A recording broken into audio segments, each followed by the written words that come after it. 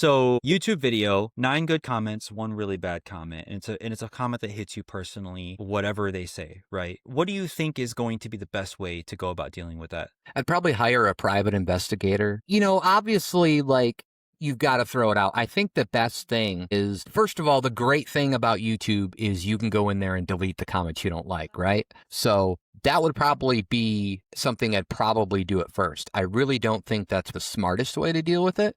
But at first, that's probably something that I would end up doing. I will admit that I have done that where you work and it's really just low effort comments. Like if you work something really hard and you put like 8, 10, 12 hours into something, into a video, and then you post it and they're like, oh, this sucks. It's not very good.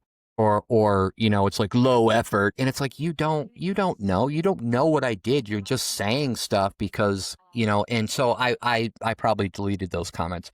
What I would like to do is get to the point where I can just read those and be like, whatever. Some comments are going to be negative, but they're also going to be positive. And what I mean by that is it's going to be like, they're actually going to be actually good critiques. They might actually make you think about stuff. Some are just going to be mean and just be done by assholes or whatever. But I also think one of the biggest things I would do is probably make sure to only if it's a really just a mean, nasty comment, I probably would delete it. But if it's more like, somebody actually kind of thought about some stuff in there, I think that, I would probably just reread a lot of the more positive comments. I think by just directing myself to that and being like, okay, what do we do good?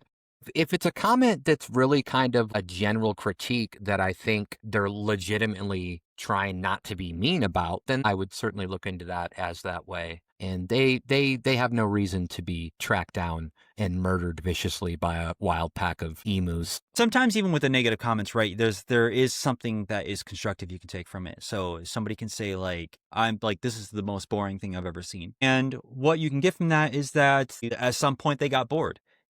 And so that's a metric you can look at, and it's just a slice. We can go back to the slices, but it's that one episode or that one thing they looked at is a slice of what you're capable of, and so you can adjust for that. So I think that's interesting. And some, and no, well, I go was on. just going to say, some people are just in a bad mood, right? Like a lot of times it has nothing to do with your content. They're just being an ass because they don't like themselves. And I think that one of the biggest reasons why I'll get irritated or frustrated in certain situations and I have to talk myself down is because of how I feel about myself.